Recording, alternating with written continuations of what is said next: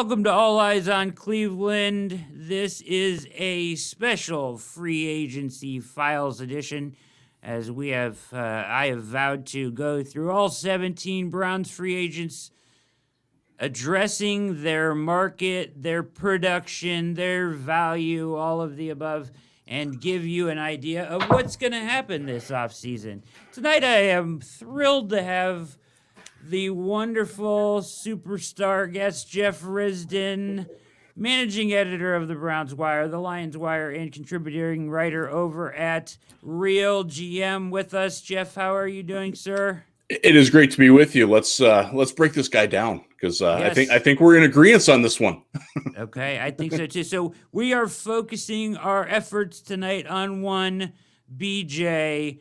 Goodson. This article that I have brought up here on our lovely screen tonight is one written by the very Jeff Risden over at the Browns Wire, USA Today Sports Media Group. Go check out the Browns Wire for all of Jeff's writing. He writes like 10 articles a day over there. They're all fantastic. You got to go check it out.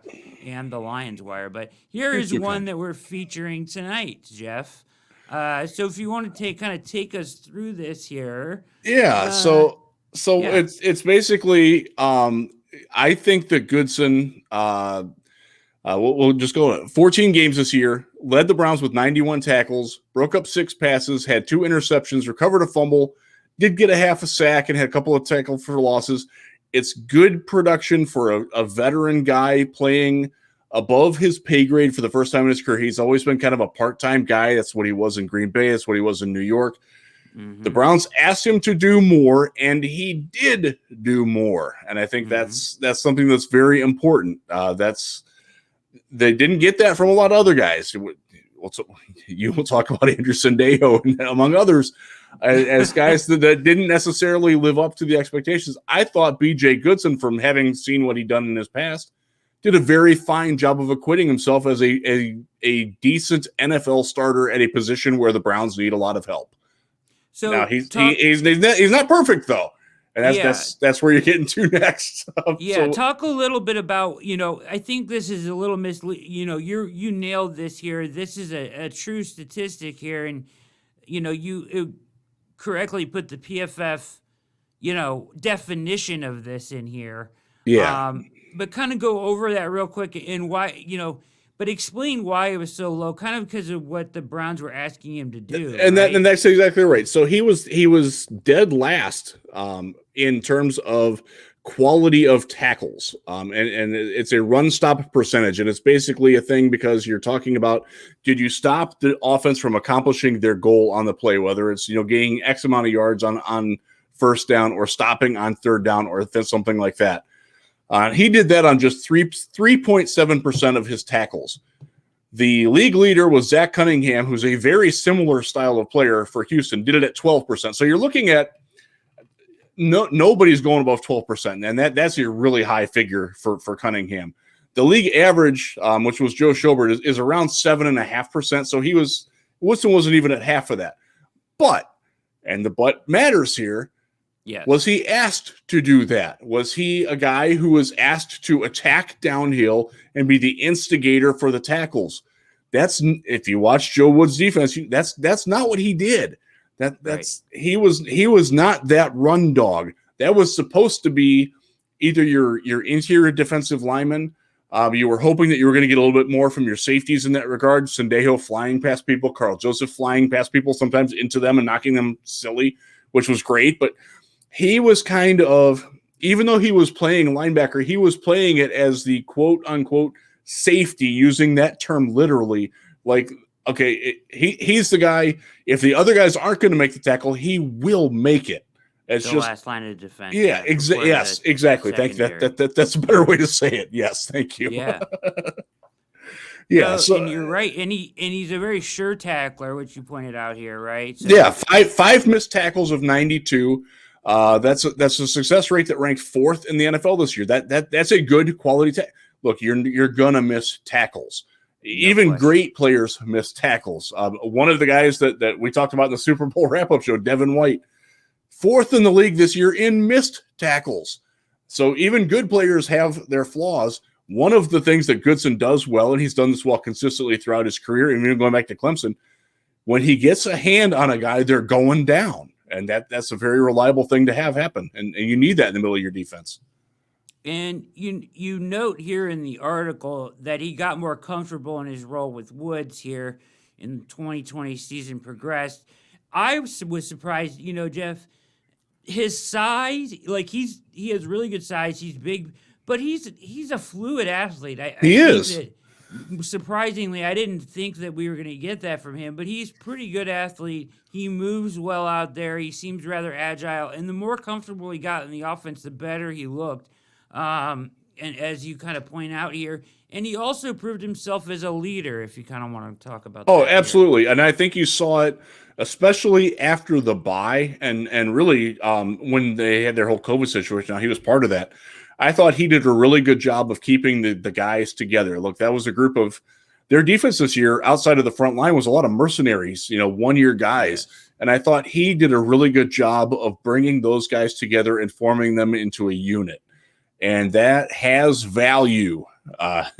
That's right there. You want your middle linebacker to be that guy. And he was that guy. Was he Kirko, who he effectively replaced on the roster? No, that's a special human being who went to Green Bay. But yes. Goodson did a really good job with the crew that they had, and I think the more comfortable he got, I saw progress in both how he handled the guys around him. He also, as you said, he played better as the season went on. He got more comfortable in what his role was and how to react off the guys that he was playing with.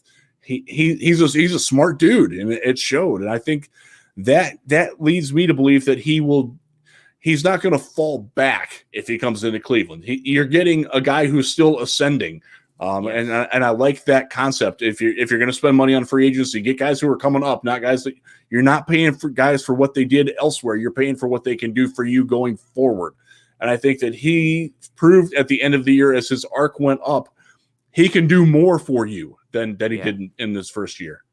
Yeah, I think you're right. And then talk last thing here, and we'll go to the next page here. But as you see, this was written on the 3rd by Jeff Risden. But talk a little bit about the 2-year, $9 million deal that you think might be right for him. Yeah, so you're looking at this. One of the things that this offseason is that there's a lower cap.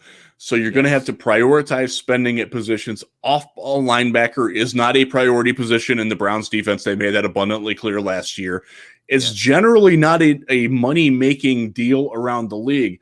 $4.5 million per year is an average figure. That's one of the reasons why Joe Schobert is in Jacksonville and why their defense stunk in part. They paid him, $11.5 million, something like that? Way over average. Look, he's a good player, but you're not making an impact with that. And Goodson, he's smart enough to understand that he's a better fit in Cleveland than he is elsewhere. I think if you offer him 2 years, $9 million, maybe you have to go up to 10 and play with the guaranteed money where you front load it all or you back load it all one way or the other. So you have flexibility, however they want to figure that out. I trust the Browns on that. I'm not at all worried about their salary cap situation. They will find ways to make things happen. That's what smart teams do. I think there's way too much overblown overhype about how the cap is going to impact teams. Look, you're not going to be able to go out and sign a premium guy. You're not the Jarvis Landry contract that you gave out years ago. That's not on the table for anybody anymore. But they can get him in that, $4.5 to $5 million a year guarantee, most of it, maybe throw in an incentive bonus, if he leads the team in tackles again, or if he makes a Pro Bowl or something like that, throw an extra $500,000. I absolutely think that B.J. Goodson would take that deal, and I absolutely think he would be worth it in Cleveland too. Yeah, so it's interesting, and I'll go back to it real quick, but this here I think makes perfect sense to me. It makes little sense for them, the Browns, to try and find another player who offers the Browns exactly what Goodson does and just to try to save a little bit of money. And I think that makes a lot of sense. But if we look at him here, PFF-wise, now it doesn't jump off the page to you, but I'm going to show you something that kind of does change your perspective on this. his defensive grade of 66 is actually better than you would think in comparison to most guys in the NFL. That is very slightly above average. Yes, Just above, or they like to call it wins above replacement level, their WAR thing. He is slightly above average on that. I thought this was interesting. 598 passing snaps to 339 run snaps. But if you look at, and this is what I was kind of pointing out here, he's 21st out of 83 eligible linebackers. So, if you take everybody that's eligible, and he's 21st here with that grade, and if you take Taki, obviously you see his run number there is way high. Look at that split. The run versus the coverage. 44, so that's coverage versus run defense. Ladies and gentlemen, that's a role player. That's a problem there, right? And then kind of and then the very opposite for Malcolm Smith. He's a coverage guy on the run, and his coverage is way high. So there's your platoon right there. Is your number 3 The linebacker. And together they make up, the 15th, 16th best, as you combine their grades together. Right. But really, their value is diminished because of that split. You want a guy that can do both, and you can leave on the field. And I think that's maybe something the Browns should try to attempt to do. But I know you said I think there's value in Taki certainly being a part of this team in the future. But I agree. Back to Goodson, here he is. Pretty solid across the board. Nothing great, but once again, that's the 21st best ranked linebacker, and he's not a platoon guy, right? And look at some of the names that are right around him. Yes. Jamie Collins below him. Kyle Van Noy, a guy who gets some celebration below him. Zach Cunningham led the NFL in tackles last year. Yes. Below him. Guys like a guy that I really like, Nick Kwiatkowski, slightly above him. That guy was a massive steal for the Raiders in free agency last year, and the Bears missed him when they let him go because they pinched pennies. That's one of the examples that I'm trying to get people to see here, is that the Bears didn't value the continuity aspect of it, and they suffered because of it. And Kwiatkowski went on to play incredibly well. He played better than Goodson did in a role in Las Vegas where he didn't have a lot of help around him either. Take a look at Jayon Brown here, okay? At 20, Tennessee, 66.4. That's the run grade down. Yeah. But, his pass rush grade is up, and his coverage grade is up. He's a smaller guy. He's a coverage-oriented guy. Yeah. Yeah, and we're going to look at that here as we look at the open market. Obviously, Levante David, and he's probably going to price out of that. But here's your Matt Milano's, and there's Jayon Brown. Right? Yeah. I can't see the Bills letting Milano go. He's a glue guy. Right. Coverage guy, 11th best coverage guy. And if you watch the Bills when he wasn't on the field, they were a different football team. They were an inferior football team. So I think they're going to get him back. So then you're looking at they're not getting Levante. Jayon Brown is right there. That's a comparable guy. Do you want a guy though like Goodson, who's been in your system for a year, who is respected in the locker room, or do you try to shake things up and see if a chemistry experiment works there? It's a question. But now they've got him valued at much more than that. They got him at like 11.88. That's crazy money. I don't think any off-ball linebacker's getting that this year. If you're not sacking the quarterback, you're not getting $10 million a year. Yeah, so let's talk about that too. And that figure, I think, is a little skewed because of the salary cap. So when we talk about, and we don't know, it's a fluid situation with the salary cap in 2021, right? Definitely. So it's going to be like 180 maybe. I would figure 180 to 185 is probably the range. Yeah. So $20 million dip. 12 teams are going to be already over. There's going to be some guys that are cap casualties, but I think the guys that are going to suffer are going to be the Jayon Browns and maybe the B.J. Goodsons, because the guys that require top level money are going to still get it, I think. Somebody's still going to pay Levante David, right? But they might not pay Jayon Brown or KJ Wright the same amount that they normally would have. because I think it's the middle of the pack guys that are probably gonna have to take. I agree. The middle class guys, and that's the Goodson is right there with Brown and KJ. I think KJ Wright's a little bit better in coverage. I think he's proven that.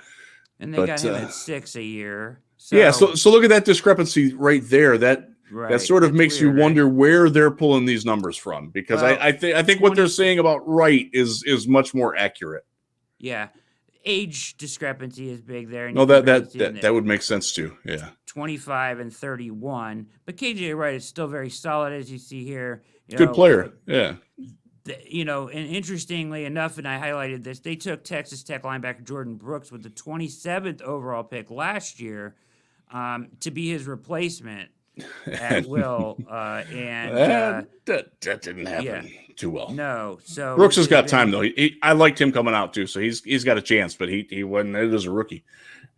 And then Perriman is the last guy in their top 100 and they got him at what, $6.5 million a year too. And he's a younger guy who played his best football last year. So I get, again, to go with that theme, you want to pay guys that are going up instead of guys that have done up and are going down, which I think you would do with Wright. Same age as Goodson, but and they make the good comment here. Few players are better downhill thumpers than Perriman.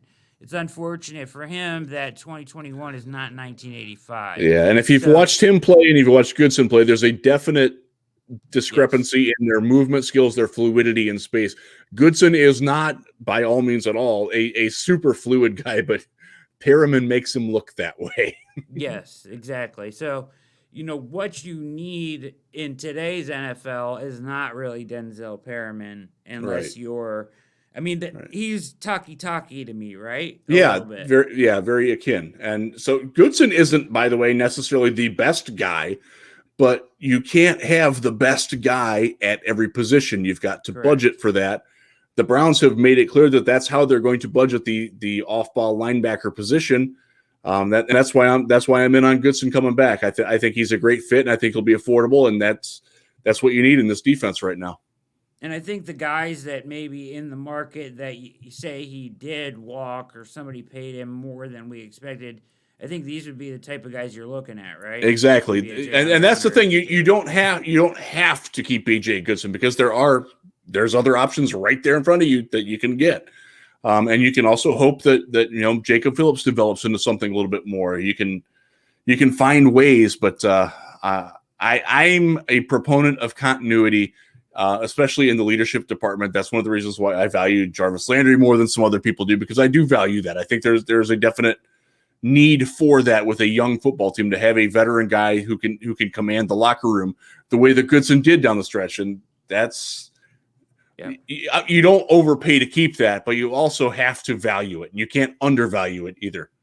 No question. So I actually think that your figure here, I think that's pretty accurate. I might be lowballing a little bit. I'm looking at those projections. Right, I think, again, I would maybe go to right 10, $5 million a year, and fudge the guarantee differently, or make it a bonus or a roster bonus or something like that to spread the cap out. I think that's how you make that work. There's some name value here, right? Yes. You're paying for the name here a little bit, so same here. So I don't know. I think Goodson is right in that, just under, 6. I think that may be a little high for both these guys. Yeah. And this is way high, I think. Yeah, and we'll find out in a couple of months. If free agency starts in 50 days, something like that? Yeah. Yes. So, and so finally then, to wrap this up here on this video on B.J. Goodson, I am with you in our efforts, in the Browns' efforts to try to bring him back. It'll be interesting, how they handle this ahead of time. Do they come to him with a contract, in that 3-day period, right? Is what they're going to have to do. Can they approach him before? You can re-sign your own guys anytime, right? No, you can negotiate with them, but you can't officially sign them because he will be a free agent as of March 17th. Okay, so it's coming. All right, so and here is your thoughts, fans' thoughts on, as Browns fans, do you want to re-sign B.J. Goodson? 78.3% yes. They're with us, Brad. There's a little sample there first. So they like B.J. Goodson, and they like what he did for the Browns this year. So that's good. With that, we can wrap up this video here, and I hope that you enjoyed the breakdown on B.J. Goodson, free agency files, courtesy of All Eyes on Cleveland, and special guest tonight, Jeff Risden, who wrote the article. Thank you guys so much for tuning in. Stay tuned for more free agency files videos. I think Kevin Johnson, Nickel Corner, is up next. So, so just stay on the channel. Make sure you subscribe at the bottom. And big thanks to Jeff Risden for joining us. For Mikey on the ones and twos, we are out. Hey.